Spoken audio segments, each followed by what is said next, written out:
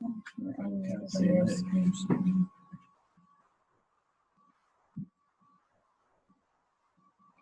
think it's don't watch. No, here. So your video's on, your audio's on. Okay. 11:45 is the movie. Okay, can everyone hear me? Yes? No, you have to unmute to answer. Yes? Can you hear me? Hear you, Professor. Great, thanks. Okay, so what I want to do today is the following. If you go on to Blackboard under course materials and click there, you can see the PowerPoints for today, September 10th. So you can follow them, follow along. We're going to talk about the initial phase of World War I, that is the famous or infamous von Schlieffen Plan, and briefly talk about the first battle of the Marne, because as you'll see, the failure of the von Schlieffen Plan and the consequences of the Battle of the Marne led to the 4-year war that ensued and the characterization of World War I basically as trench warfare. It was stalemate, basically stalemate.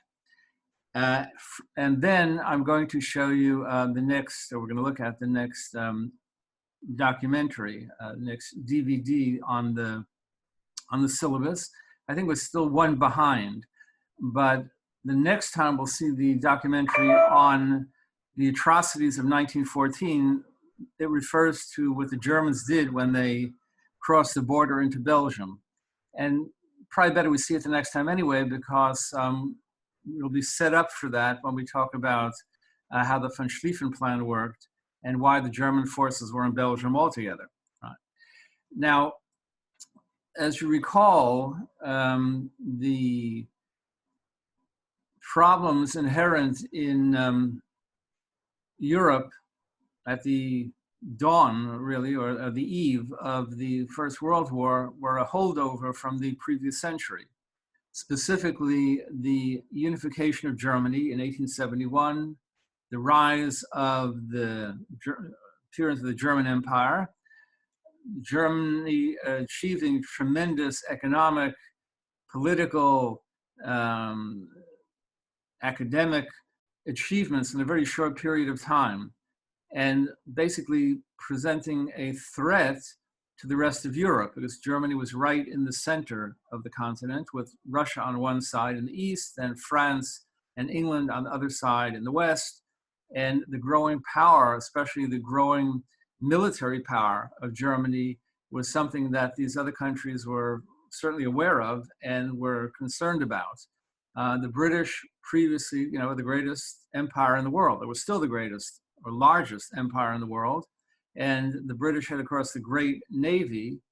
But as we mentioned in passing, the Germans, especially the Kaiser, the Emperor Wilhelm II, not only wanted to match the British Navy, he wanted to surpass the British Navy, which provided yet another layer of apprehension.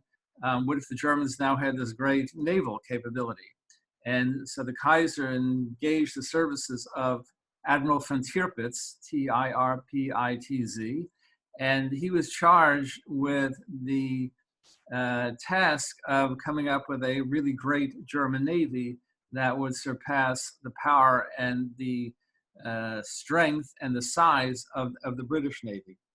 So all of these things, are sort of coming together. And of course, the catalyst for all of this was the assassination of the Archduke of Austria-Hungary. But there were a lot of issues simmering there that basically led to what became the Great War, World War I. Now, one of the big issues, of course, in any military decision-making or planning has to do with manpower. I mean, you have to have sufficiently large army, you have to be able to move that army, and you have to be able to provide them with all of the necessities that are part of warfare. Not just, obviously, the weapons and the ammunition and so on, but even the the uniforms and the other aspects of military undertaking. So the stage was set, so as to speak, and some people already realized, already early on, actually a quarter of a century before World War I began, that war was an inevitability that, remember in 1871, when the last of the unifying wars ended and Germany defeated France, the Germans occupied two important French provinces, Alsace and Lorraine. And everyone knew that at some point, there's no question about it, the French are going to want their provinces back, and they're going to prepare for the day when they're militarily able to start a conflict against Germany and get Crawford's brother owns this place. Is there a question, or is there some background? All right. So one of the individuals who saw this coming was a guy by the name of Helmut von Moltke, M-O-L-T-K-E. Now, we already encountered a guy with the same name in World War I. That was his nephew. And he, the first one, Helmut von Moltke, was known as Helmut von Moltke Senior. Latest rejection slip from the archives. It was brought to me by mistake or something. Excuse me, there's someone who's talking in the background, and you have to mute. It's interfering. All right, so the first Helmut von Moltke, the hero of the Unification Wars back in the 19th century, already said in 1890, there's going to be a war, and it's not going to be your granddaddy's war. This is not going to be a war like the wars in the past. This, he said, is going to be a people's war. And the term people's war is synonymous with the term that's used in World War I, that is total war, T-O-T-A-L, total war. Total war is what characterizes the First World War. Why was it a total war? Aside from all of the new weapons and everything else that were employed, in the past, wars were short and they were distant, meaning the battlefield wasn't anywhere near home. You fought a war far away from everyone's front lawn, and the only involvement were the soldiers, the military. The total war of World War I was right in your backyard and on your front lawn, and it affected you directly because of food shortages and fuel shortages, and everyone was somehow or other involved in the war. What just the military, the civilians as well. Either the civilians were involved as victims and they suffered the consequences of this upfront war, or they had to be engaged in certain ways to help the war effort. Women in World War I basically saw the first combat that women had ever seen before. Either they had to be employed in the factories to take up the positions that men normally occupy, but now they were off fighting, or they had to be involved in providing relief on the home front, or medical relief, or collecting all sorts of necessary material for the war effort. There were efforts to collect all sorts of scrap metal and so on because they'd be turned into weapons. Or new restrictions on food consumption became part of World War I because there wasn't enough food to send off to the troops on the front if everyone at home is going to be eating the way they normally do. So there were meatless Fridays and meatless this and all sorts of restrictions even on consumption of food. It became so serious as the war dragged on that people were living on turnips and other things that they could dig up from the garden because there was no really nutritious food left. And the consequence of that, together with the lack of fuel and the freezing cold European winters, was the Spanish flu that came around, the last pandemic 100 years ago, that claimed another 5 million lives. So it was a total war. Everyone was involved in it. I think a story mentions the Polish banker, Bloch, Ivan Bloch. And interestingly, he foresaw really a horrible war. He said, if the next war comes around, it's going to be brutal. It's going to involve incredible numbers of casualties. It's going to be fought for long periods of time with soldiers ensconced and embedded in trenches. So it's going to be a defensive war that isn't going to move. And it's going to destroy the entire economic life of Europe and potentially the rest of the world. It's going to be a global conflict. But he thought, wrongly, I guess he's an optimistic guy, he thought that this wouldn't happen because people realized that they're living at that point in the best time in history. Just prior to World War I, the level of economic well-being, the standard of living, was at an all-time high. All sorts of new things were invented. You know, there was all kinds of progress in terms of inventions and so on. And that meant a greater and more pleasant standard of life. Things we take for granted today, you know, were a big deal when the First World War came around, like inside plumbing and bathrooms in your home rather than outhouses, right? And refrigeration in a sort of primitive form, but refrigeration meant you could keep fresh food for longer. And all of these things, together with an economic boom, he thought, Ivan Bloch, the banker, would prevent people from actually going to war. Because after all, why would you want to destroy that? And since it was a global economy now, and one country was dependent on another, both for imports and exports and so on, why would you destroy the whole thing by going off to war and fighting the very countries that are markets for you or that are resources for you? Unfortunately, he was wrong. His optimism was misplaced. And because of a great wave of nationalism and the rise of military capability, people went to war and they destroyed that great economy and global coexistence that existed in the years prior to 1914. Now, getting back to this, anticipating some sort of a conflict and a war, the French built lines along their frontier with Germany, defensive lines. It was known as the Maginot Line. And they thought, the French, this would protect them from an onslaught from Germany. They were wrong.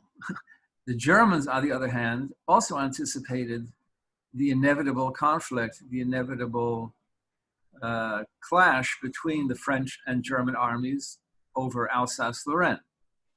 So anticipating both an inevitable war and realizing the potential, deadly potential of the new weapons that were suddenly available, they had to make plans also, the Germans. And they came up with the von Schlieffen Plan. Just one little digression before we get to that. In today's Wall Street Journal, there's always a daily book review. Interestingly, today's book review is a book that came out in front of me now. But one of the deadly weapons that came out in World War I was poison gas. And it was brutal. We'll talk about it when we talk about the weapons of the war. The death and suffering and maiming and everything that it caused was astronomical. And then in the Second World War, again, even though there were international agreements against using chemicals, they were used anyway, and they were used in a worse way in World War II, amongst other things, during the Holocaust. But during World War II, building on the experiences of World War I and the need to make sure you have a supply of poison gas just in case the other side decides to use it, the United States had a whole cache of huge supply of poison gas. They already had it actually in World War I.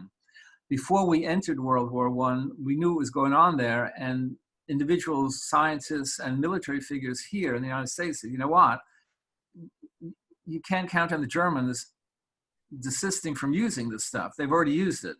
And then when they used it, the French used it, and the British used it. We better have a supply also. So there was a secret plan. What happened was the American University in Washington, D.C. had just been built, but because of the war and the economic situation, anyway, it wasn't ready yet to be used as a college campus. And so the United States Army took it over and did experiments on developing poison gas.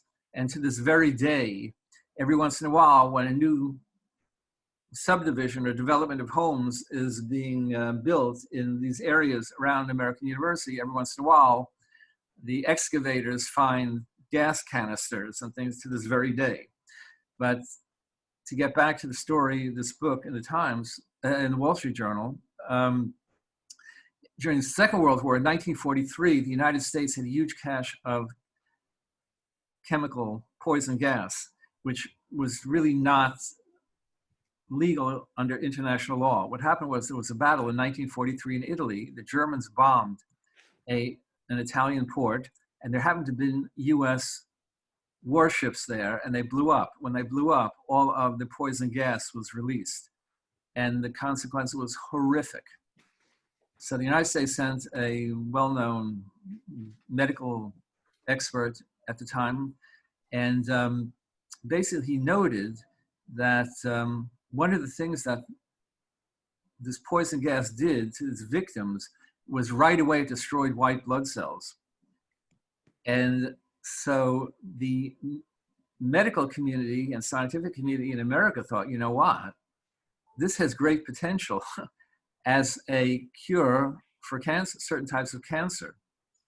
And indeed, the use of mustard gas and other things which had been first introduced in World War I and then illegally used in World War II suddenly became the focus of experimentation in America and led to some of the early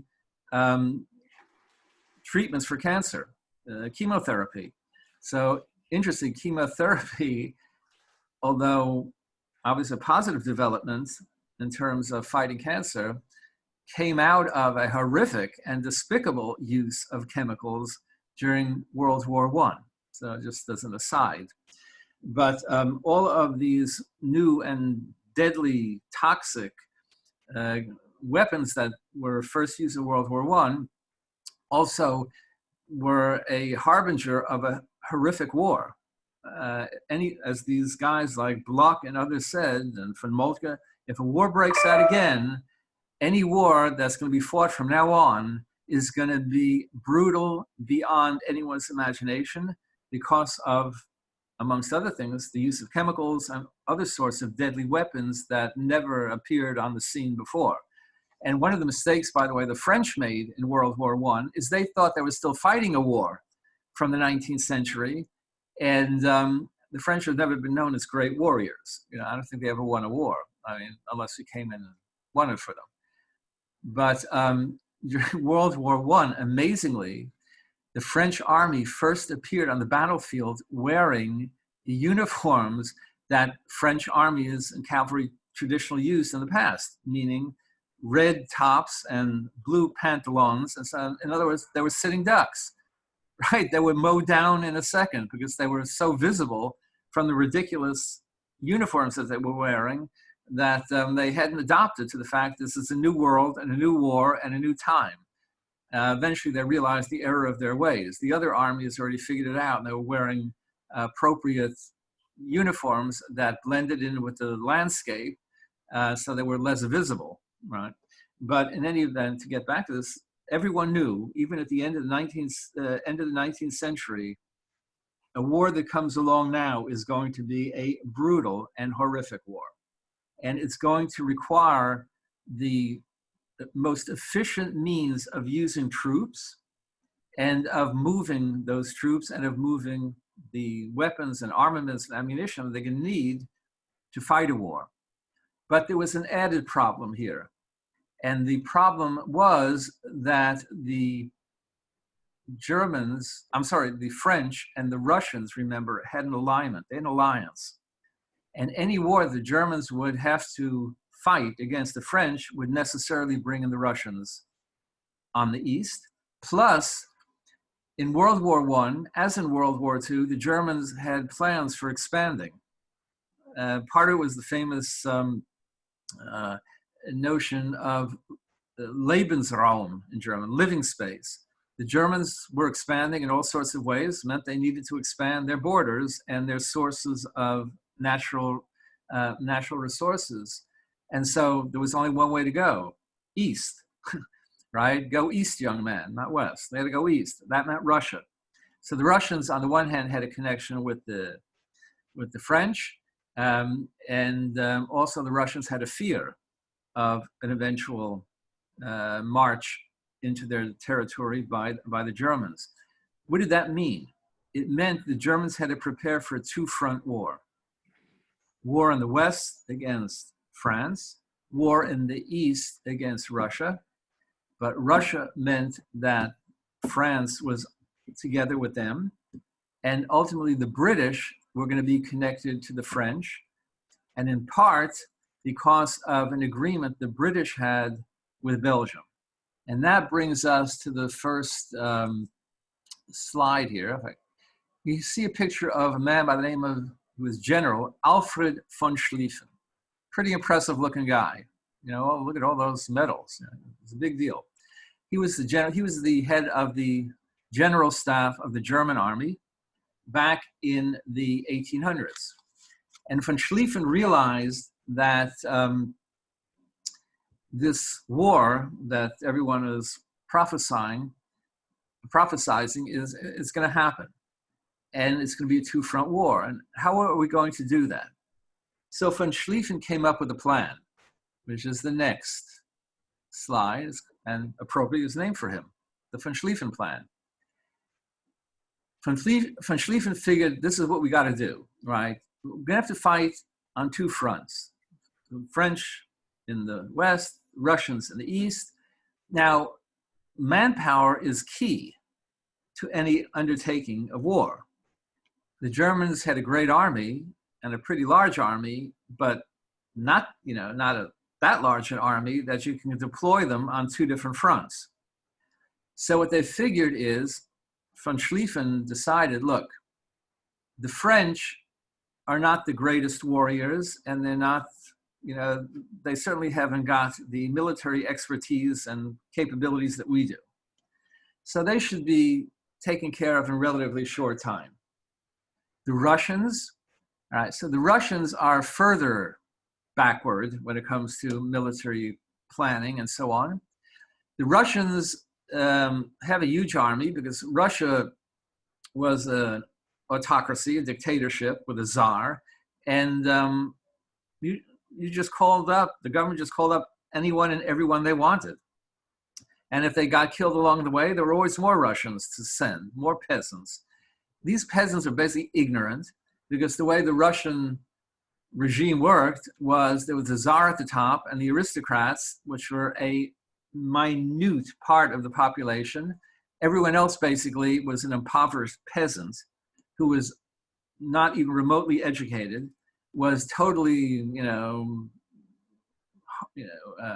bogged down with all kinds of crazy superstitious beliefs, totally, unsophisticated. All they wanted in life to relieve the misery of their existence was their bottle of vodka, right? So there was no problem just sending in more and more and more recruits as the Russian soldiers being shot down. Not only that, because the Russians weren't really prepared for a big-time war, they didn't even have enough rifles, and most of the soldiers went to the front without even bearing arms because they didn't have any arms. There weren't enough rifles. And there was no great love of Mother Russia. Obviously, life was not that great. And to top it all off, Russia, if you look at the map, is a really big place and spans two continents. Moscow is in Europe. Vladivostok is in Asia, right? And there's all that space in between, and you have to move the troops. So moving the troops is yet another problem. The Germans, on the one hand, had a great rail system, which they built up already in the 19th century. And it was very efficient. They had great timetables, and they were able to move troops and weapons and everything else at lightning speed from one place to another. And that would, they thought, guarantee victory for them. The Russians, on the other hand, didn't have that. I mean, they had trains, not nearly as great a system of railways as the Germans had. And I think I mentioned this earlier on, the Russians had their own gauge system. In other words, the tracks in Russia were on a specific gauge, a certain width, that only accommodated Russian trains. Once you got to the border, that was it. You couldn't move Russian trains anywhere else. Germans already figured out that issue and were able to move their transports all over the place. Right? So distinct discrepancy between these different countries, which the Germans and von Schlieffen believe, was going to inure to their benefit, right? The French are no good at warfare. We'll take care of them in a relatively short time. And the Russians, once we take care of the French, we can send all those troops from the west to the east to take care of the Russians. In the meantime, we'll have some troops in the east. And of course, we're allies of Austria-Hungary. And Austria-Hungary is, while it's a Western nation, it's right on the border of Eastern Europe. And many of their holdings are there. In fact, the countries that led to the war in the first place, Bosnia, Herzegovina, these are all really Eastern Europe. So they could hold off, they thought, the Russians for a while till the Germans finish off the French and send all their troops in the other direction to fight the Russians. Didn't work out that way. Why? Well, the original plan was the following. If you look at the map in front of you, that's I think the second slide, you'll see that there are two broken lines with arrows, right? One north, one sort of south. That was the essence of the von Schlieffen plan. What the von Schlieffen plan envisioned was there would be two assaults on France. One of them would come right through the center, through the border, through Alsace-Lorraine, which was once France. That would go straight into France, into French territory, and then start heading up north to the suburbs of Paris, French capital. The other pincer, the right pincer, would go all the way up north in Germany, right to the North Sea, and then head straight down and land ultimately on the northern border of Paris, and Paris would be surrounded, be encircled by these two German armies, one from the south, one from the north, and that would be the end of the war, so they thought. Of course, that required a number of issues, a number of circumstances that you couldn't really count on, because it was basically an operation that was very closely timed. It had to be done within a matter of, I think, 42 days or so. But, first of all, you can't figure out what the weather is going to be, right? And that could slow things down, and it did. Then there was the really big issue. In order to pull off the northern flank of the von Schlieffen plan and sweep down into France, it meant going through two neutral countries. Originally, actually, it meant going through Holland and Belgium and Luxembourg. Then, because the plan was changed at the last minute, which basically cost them the war, it now didn't really involve Holland anymore. It was just a matter of Luxembourg and Belgium. Now, the German military planners realized that they're going to have a problem because Belgium is a neutral sovereign nation. And to cross the border for a foreign army, to cross the border of a neutral sovereign nation is to defy every aspect of international law. That's why we have boundaries and borders, right?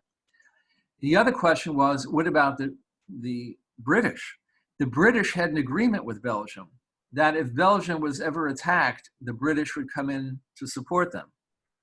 What was the interest of Britain? The interest of Britain was the following. If you look at a map, there's Germany, there's Belgium, there's the British Channel, and there's England, right?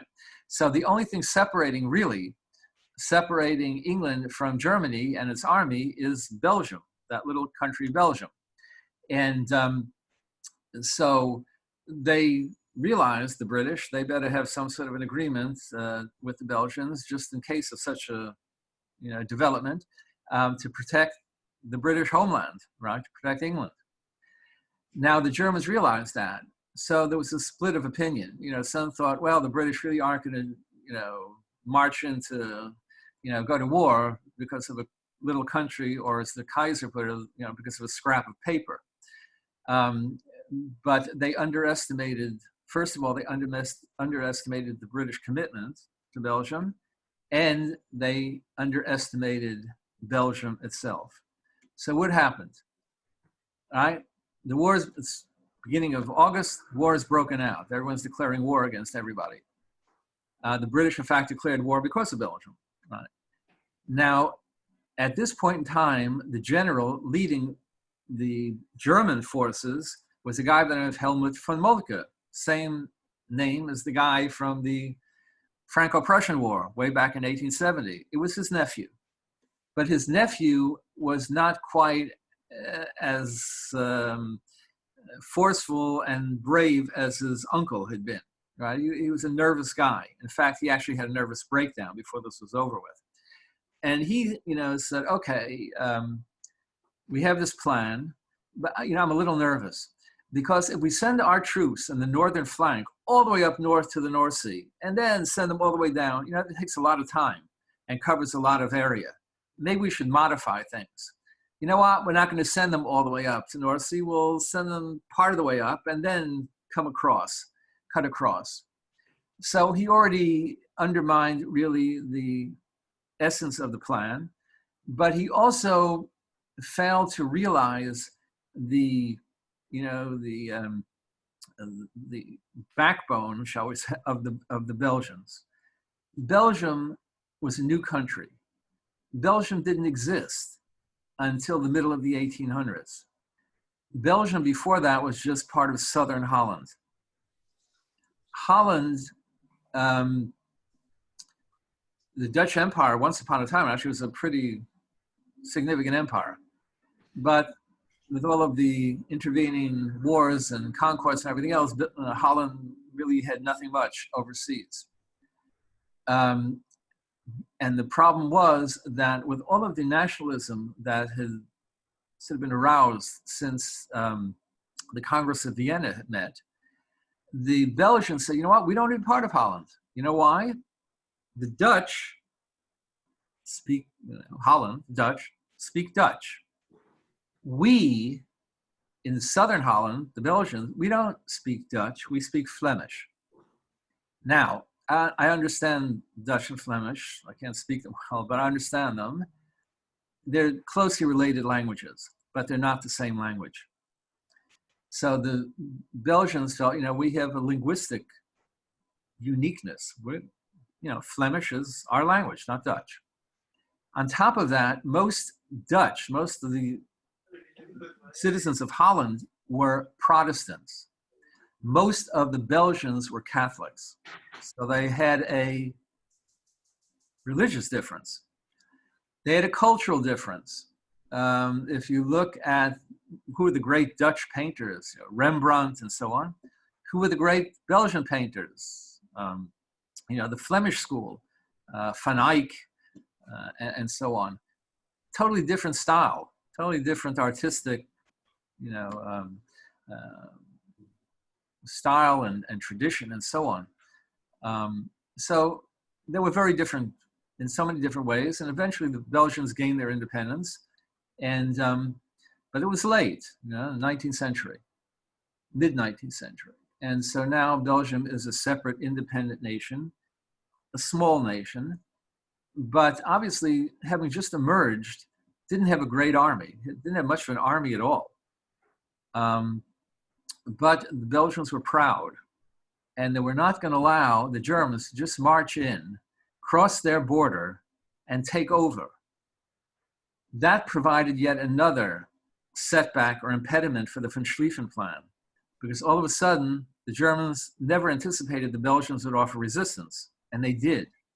And I have to say, there was no match. The German army could have literally rolled right over Belgium, and ultimately they did.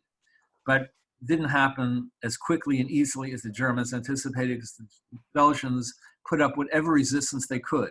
And their king, King Albert, was behind the effort of his country to withstand the onslaught of Germany. And so they held up the plan for a while.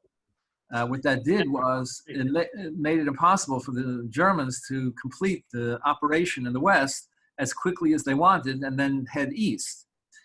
You'll see in the documentary just how it was really a horrible situation, because here the Germans are coming with tanks and heavy weapons, and basically the Belgian army didn't even have uniforms, and a lot of them were riding on bicycle, right?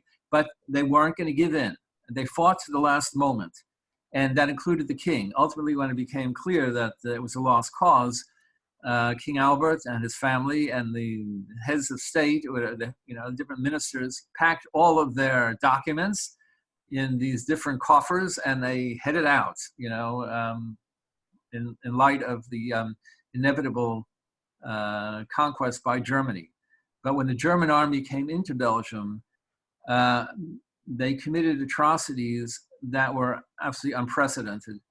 And that also plays into this notion of the total war, because what happened was the German army, being quite upset with the resistance of the Belgians, started slaughtering, raping, and pillaging citizens, Belgian citizens.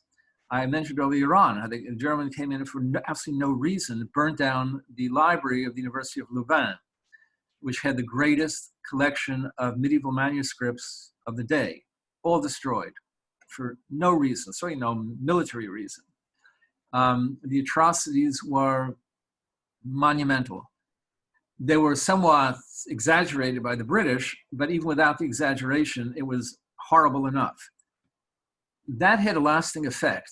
The effect was that America, which wanted no part of a European war, did register what was going on and the barbarism of the Germans. And in fact, the United States started a relief program, you'll see it in the documentary, headed by a then banker industrialist in the Midwest by the name of Herbert Hoover, later became president of the United States. And so already at the beginning, there was a great deal of antipathy and anger and revulsion regarding the Germans, right? That was part one. There are going to be 2 and 3 that eventually brought America into the war. But that was the failure of the von Schlieffen Plan, the outgrowth of the barbarism of the von Schlieffen Plan as it was launched on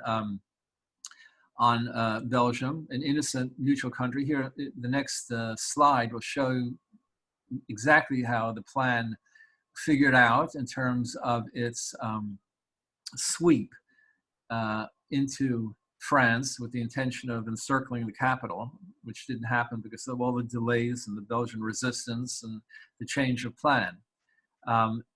What also came out of that was not only the success of the German army as anticipated, but actually with the appearance of the British expeditionary force, the British army, crossing over the Channel and landing in Antwerp, one of the largest cities and the port city of Belgium. The forces on both sides now confronted each other, and one of the most important battles in that regard, very early on, beginning of September, you'll see it in the next slide, was the First Battle of the Marne. The Marne is a river in northern France. There were a couple of battles of the Marne, including the very end of the war, where the Germans tried once again, this was their last hurrah, basically, in trying to succeed where they didn't succeed previously, and routing the French there. It didn't work then either. By then, the United States had entered the war. But the fact is that, without going into the details of the battle, which were horrific, this is right in the beginning of the war, right at the beginning of September 1914. The war just broke out basically a month before. And what happened was the 2 sides clashed. The Germans were not able to defeat the combined British and French army. Instead, they suffered loss. There are disputes about just how many, but there were well over 500,000 casualties, and this is the first big battle of the war, right, with 4 years to go. But most significantly, if you look at this picture carefully, you'll notice what, right? This is, of course, the German army. How do we know it's the German army? Because of the famous Pickelhaube that was part of the uniform in World War I of the German forces. What is a Pickelhaube? Eine Haube in German is a bonnet. In fact, the hood of your car is also called in German eine Haube, because it's like a bonnet that you lift up. So the helmet itself is eine Haube, and the thing sticking up on the top looks like a pickle, right? It's not what it is, but so it's called eine Pickelhaube.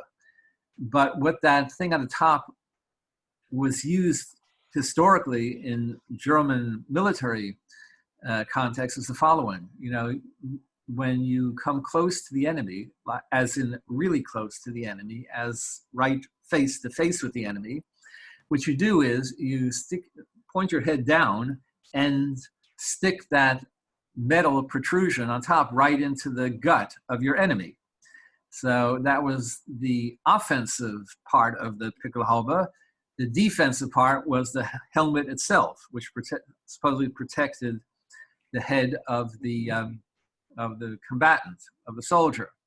By the way, when we talk about the weapons and so on of World War I, one of the interesting developments was the helmet itself, the metal helmet.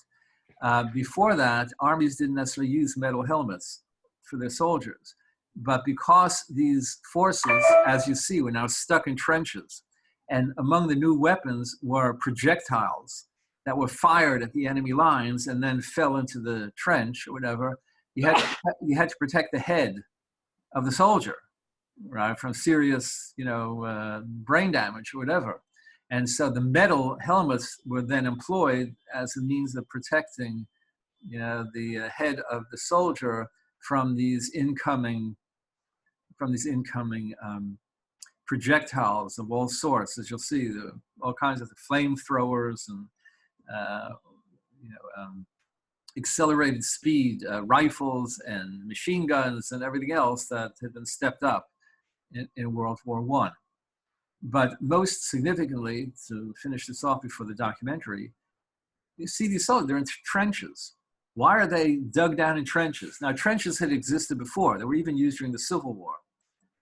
In fact, barbed wire was used during the Civil War, and barbed wire is going to be part of the construction of the trench. But in World War I, the trenches assumed symbolic importance because World War I, especially in the West, was considered trench warfare. And the reason was because at that first Battle of the Marne, when the Germans didn't break through and they didn't have their victory, it was a standoff, which made it sort of a victory for the British and French forces. At least they weren't defeated. But what happened was, since it was a standoff and a stalemate, each side dug defensive trenches and put their soldiers in those trenches. And in between the two trench lines was the area known as no man's land. And both armies would fight across no man's land without a decisive or definitive victory. Every once in a while, they would suddenly send their troops into no man's land where they would be mowed down on both sides. And the only thing that prevented the troops on either side from actually getting into the trench of the other side was the barbed wire. But that didn't last long, because when we talk about the new weapons, one of the new weapons in World War I was the tank. And a tank can just barrel right through barbed wire and land right at the top of the enemy trench. So the Battle of the Marne is significant, not only in terms of the outrageous numbers of casualties, brutal casualties, but that set the pace for the war in the West and the use of trench warfare. And those trench lines in the course of the war became longer and longer and longer till they extended hundreds and hundreds of miles from the North Sea to the border of Switzerland. And we'll talk about trench warfare separately, but trench warfare, in light of all the new weapons, especially chemical poison gas created the unfortunate numbers of casualties, and the post-war casualties in those soldiers who were blinded by chemicals, whose faces were burnt away, who were mentally afflicted and affected by the horror of the poison gas, so that what became known as shell shock, or what we call today post-traumatic stress disease, all came out of the consequence of trench warfare. And we'll talk about how the trenches differed from one army to the other, some were more sophisticated, and the different levels of trenches and so on. But it all came out of the stalemate at the First Battle of the Marne in September of 1914, when neither side could claim an absolute victory and became entrenched and ensconced in these long lines that cut through the borders of Europe and remained until the end of the war in 1918.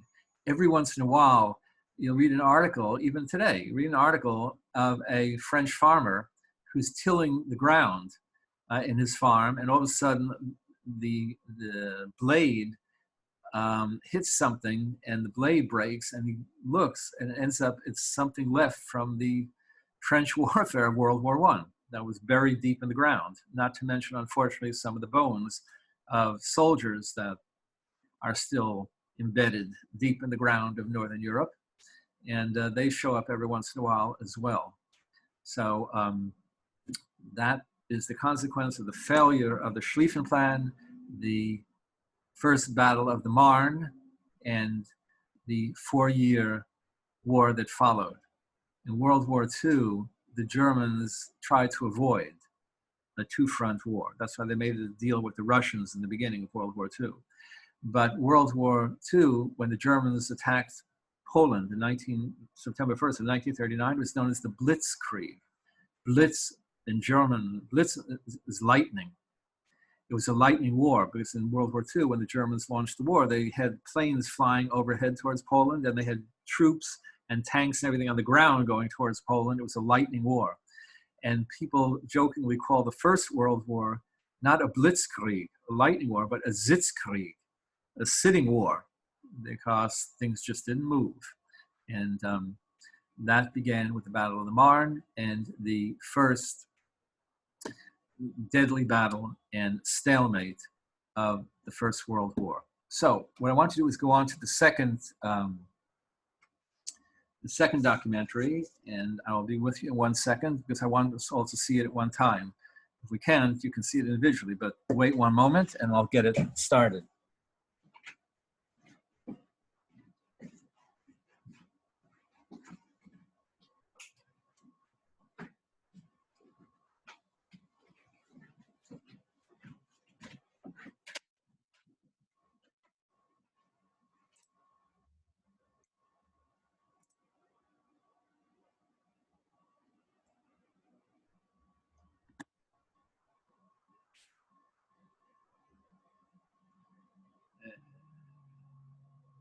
It should say. It's under movies and videos. Course video. Video. And that's the second one. Flash the gem. That's it. And if we fill the screen. Mm-hmm.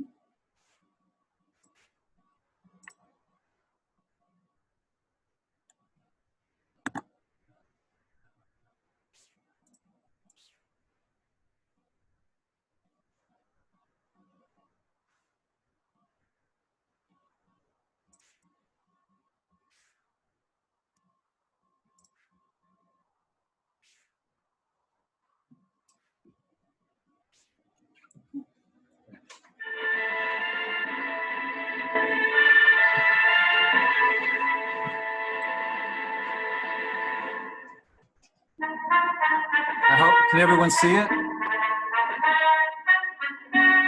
Yes? No? It is militarism run stark mad. So an American diplomat described Europe in the spring of 1914. when Europe is officially at peace. In Imperial Germany, the huge peacetime army is drilled and inspired by the tradition of Prussian arms. Farm boys and gymnasium graduates serving their 3-year hitch.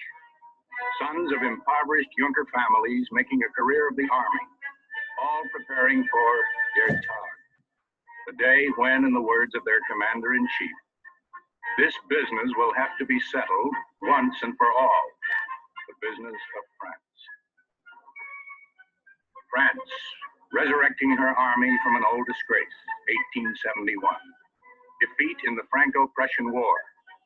1913, a new 3-year draft law. The recruit, once a figure of ridicule, becomes the embodiment of France's mission.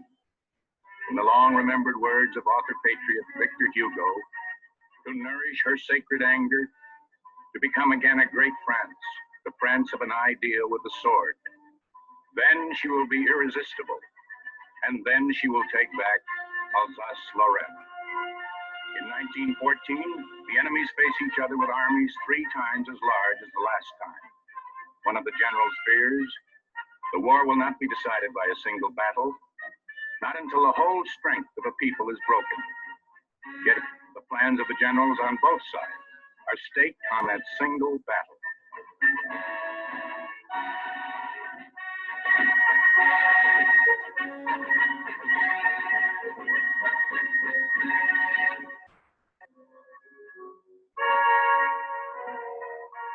The prestige of Prussian arms, the prestige of the Kaiser himself, Wilhelm II. A military buff hiding a deformed left arm in a vast wardrobe of uniforms, he likes the company of military men, the General Staff. To them, he has entrusted great influence over national policy. One becomes chancellor, calls diplomacy nonsense.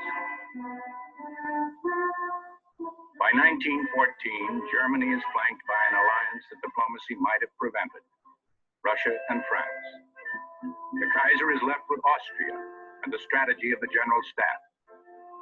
Its chief, General Helmut von Moltke, a man who says of himself, "I am too reflective. I lack the capacity for risking all on a single throw." Yet his predecessor, General Alfred von Schlieffen, has committed Germany to exactly this. Build no more fortresses, build railroads. This is German gospel under the Schlieffen Plan. Germany must be ready to strike more quickly than her enemies when the day comes. The annual war games, which used to end with the annual capture of the enemy by the Kaiser's side, are now conducted more realistically, with the Kaiser on the sidelines at Moltke's insistence.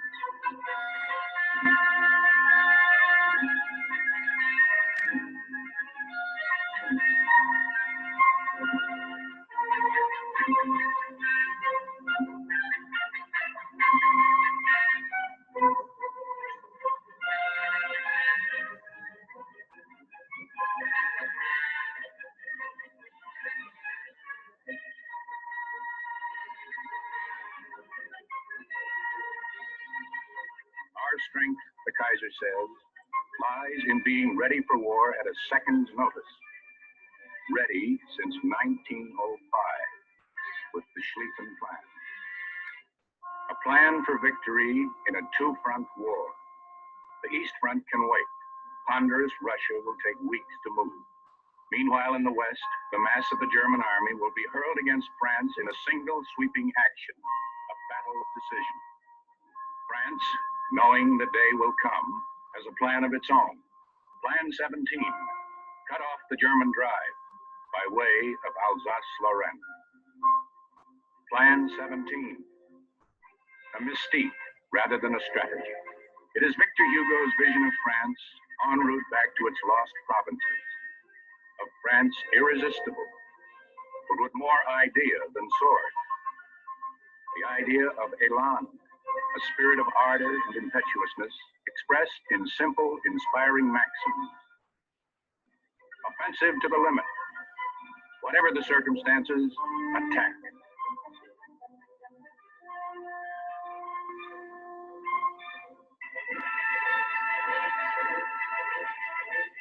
France's army has been entrusted to the command of General Joseph Joffre, a slow-moving man of tremendous resolve and inflexible routine. A heavy bourgeois lunch and then a nap, whatever the circumstances. The ardor in his command is supplied by General Noel de Castelnau, his fiery chief of staff, and by General Ferdinand Foch, the leading exponent of Elan. Victory is willpower, Foch has written. Under such mottos, France faces Germany when the day comes on August 1st, 1914. The day brought on by an Austrian mishap at a town called Sarajevo. The day the fateful clockwork of the Schlieffen Plan moves from crisis to mobilization to war.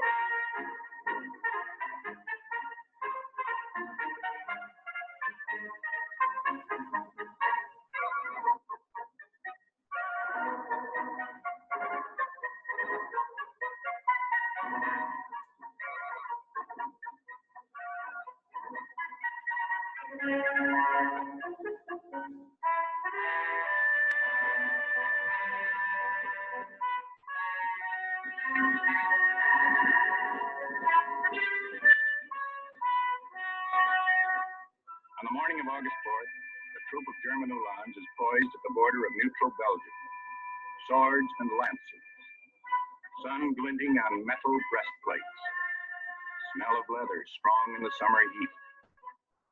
They are the advance guard of 5 armies, 1 million men, deployed to the border by railroad, by the Schlieffen Plan.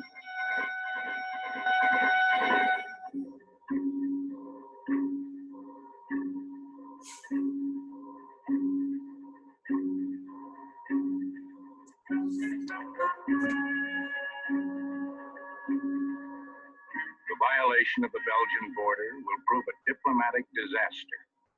But diplomacy must give way to strategy, to the plans of the General Staff.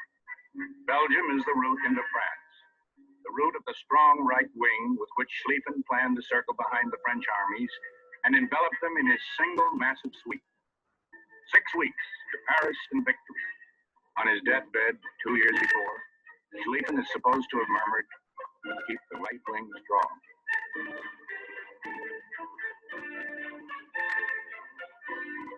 The first roadblock in the German path is the fortress city of Liège, an industrial center with a bristling hedge of guns and concrete.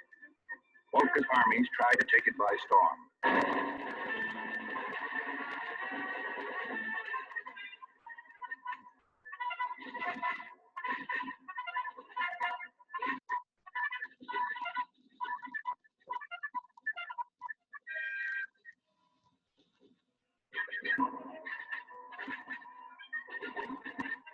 When German manpower, after appalling losses, fails to dent the Belgian forts, German firepower takes over.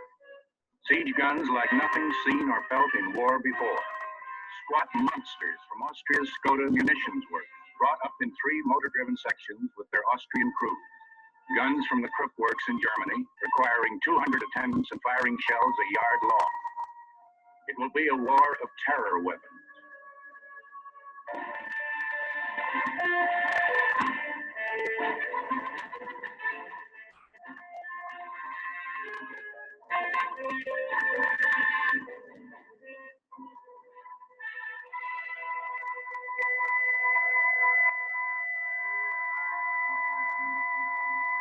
On August 16th, after 12 days of punishment, the defenses of Liège collapsed. The timetable has suffered no serious setback, only 2 days delay, only the jolt of casualty. A German general is surprised by the peculiar thud of bullets striking bodies. The right wing sweeps on, though it is not quite the right wing Schlieffen envisioned. Moltke has tempered it with the caution of his own personality. Where Schlieffen wrote, "Let the last man on the right brush the channel with his sleeve," Moltke has flattened the arc.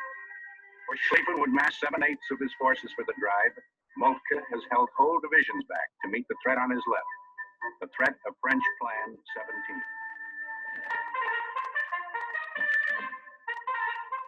Plan 17 in motion.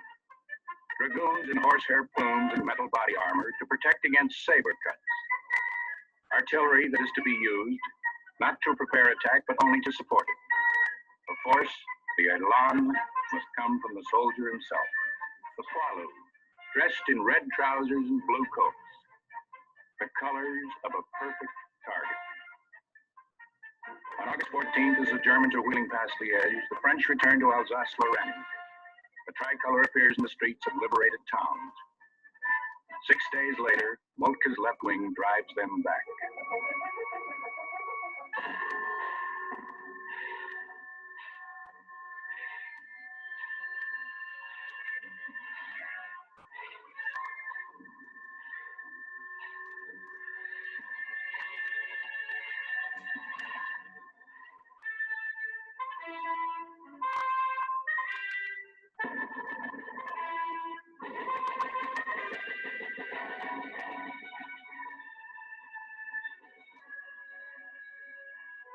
Horsemen in their traditional armor, the poilu in their traditional colors, have run into the weapons of a new age. By August 25th, the tricolor is gone from Alsace. Plan 17 is finished. The French are in retreat.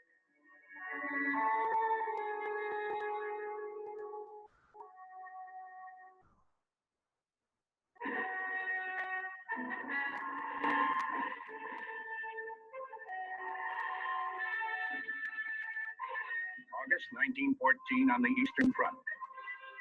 German towns in the scrubby farmland of East Prussia under bombardment by the advancing Russian army. Nothing to slow them down but the streams of German refugees clogging the roads.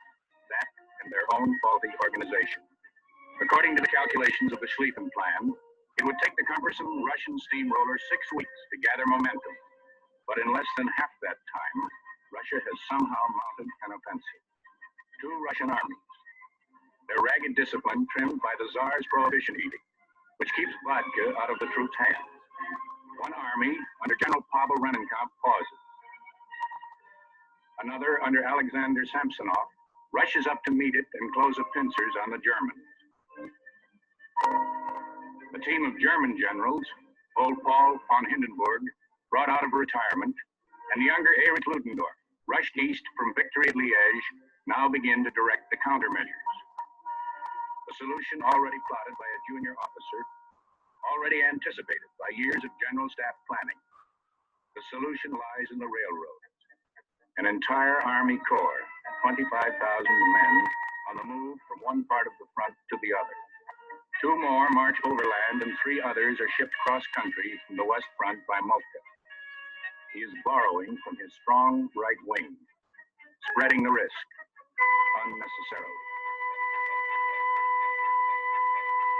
Leaving only a thin screen of cavalry in the north, where Rennenkampf's attack is halted, the Germans ship their weight to meet Samsonov in the south. Rushing toward his scheduled rendezvous, he plunges into the German trap, is annihilated. Disaster near a wooded hill called Tannenberg.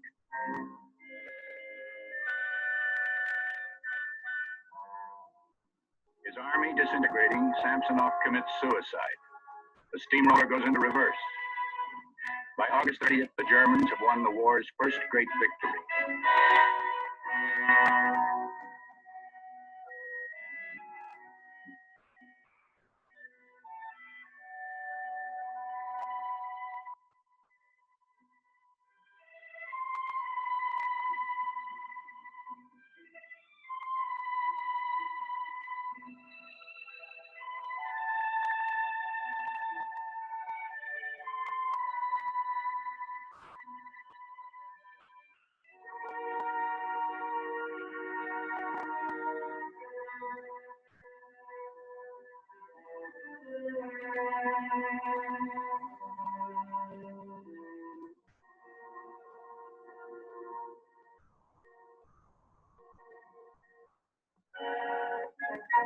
On the Western Front, Joffre welcomes an ally, Horatio Herbert Kitchener, Lord Kitchener of Khartoum, hero of campaigns in the Sudan.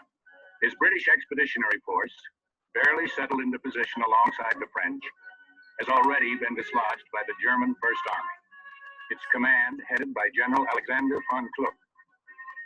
Kluck is the key man in the Schlieffen Plan. On the strong right wing, his army is the loaded wingtip.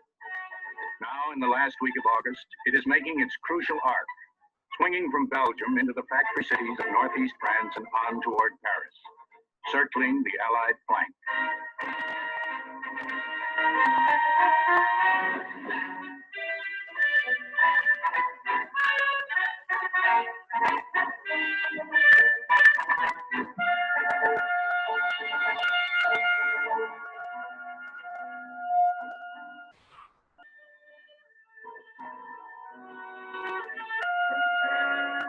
Along the roads, scenes from a bitter episode of history are being reenacted. French families in flight from a German invasion, echoes of 1871.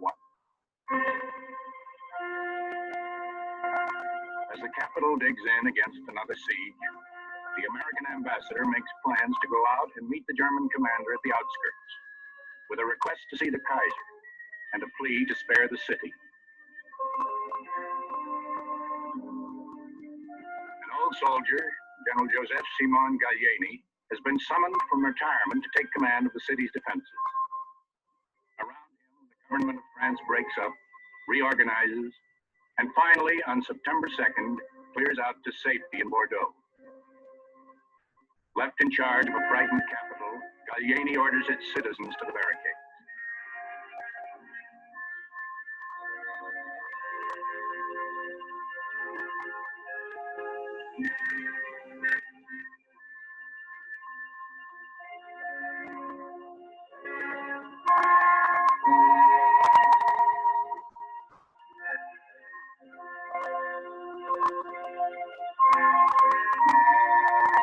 On September 3rd, a flimsy, canvas-covered machine rises from a pasture outside Paris.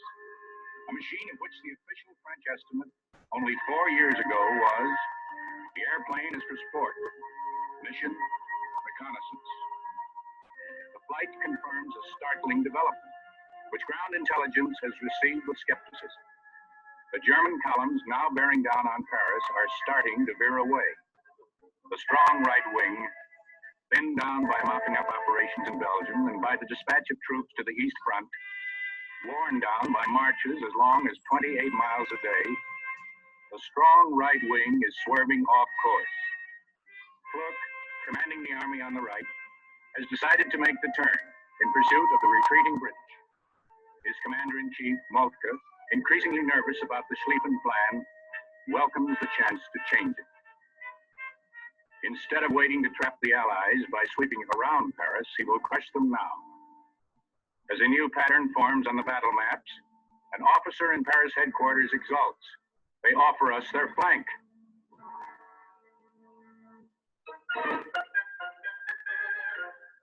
Against the exposed German flank, Gallieni strikes with troops from his Paris Defense Force. The entire Allied command now galvanized. The attack from Paris forces Kluck to shift his troops, leaving a gap in the German lines. The British turn to attack it. Before this, they were facing the coast, desperately seeking some port of escape back to England.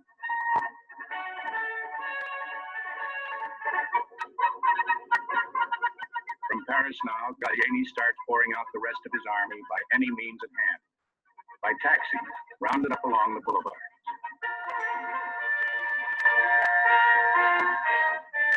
By September 6th, the Allied redeployment has flattened the march of the German armies into a 200-mile front from Paris east along the River Marne.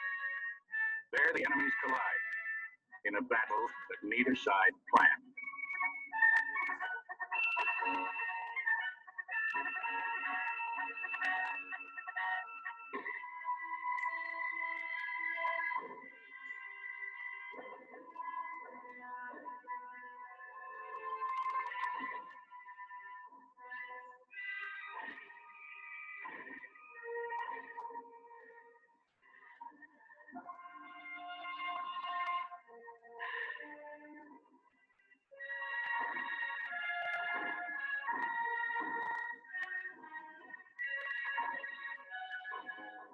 Improvising, stroke by stroke, under Joffre's placid direction, the Allies chop away at the invaders. On September 9th, German commanders in the field make a worried assessment of their situation. The gap in their lines has widened. There is a risk that Cook's army will be cut off. A decision is made. Retreat.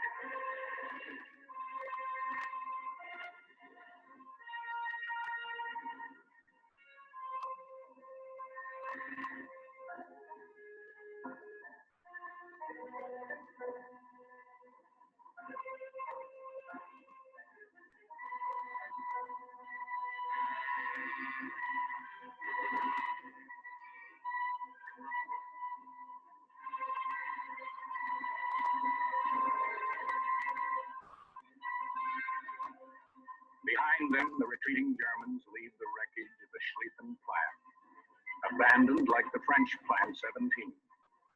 But in their withdrawal from the Marne, the Germans make one last effort to swing around the Allied flank in the north. The Allies fend them off by extending their flank, like a moving hedge in the German path. The route of the two armies in their race to the sea becomes the line called the Western Front. The trench line, a line of bitter stalemate. The Germans dig in to hold their gains. The Allies dig in because they have no choice. Their ammunition exhausted by the unexpected fury of the war's first campaign. The German commander, Moltke, his health and nerves broken by failure, has told the Kaiser, "Your Majesty, we have lost the war." But what has happened is neither victory nor defeat. Only the hollow click of deadlock. The Germans are installed on French soil. The Allies will be compelled to evict them by attack, whatever the circumstances. By the failure of their plans, the generals have condemned Europe to 4 bitter years in the trenches of the Western Front.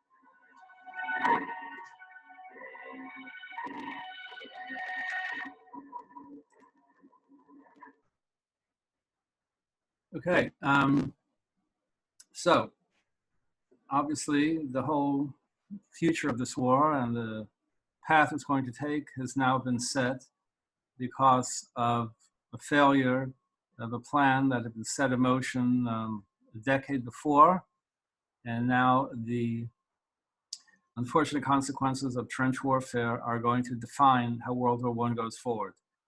The next time, we're going to speak about what happened in Belgium, and there's a documentary, you can probably see it on the screens, maybe not.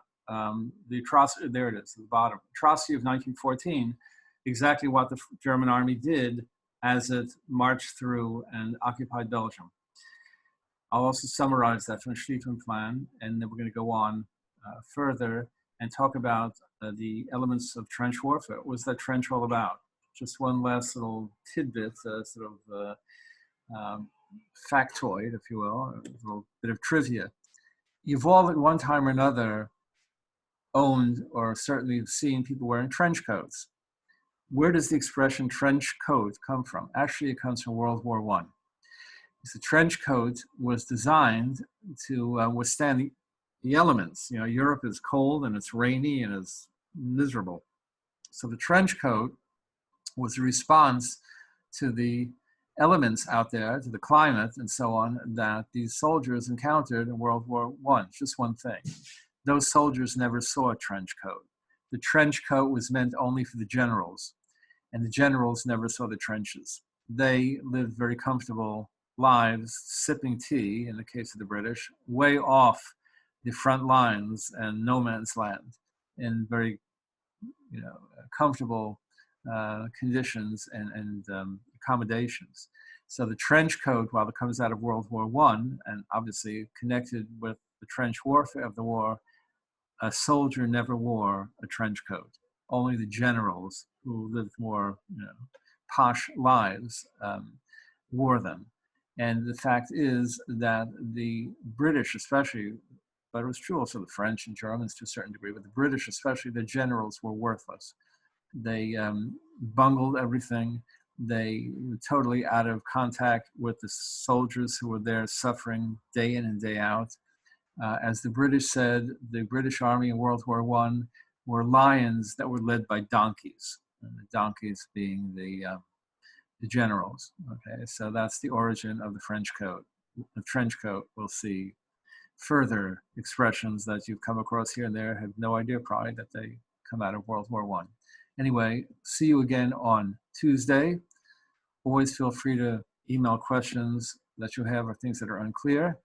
And have a great weekend. Stay safe. See you at 11, same time, same place on Zoom. Be well.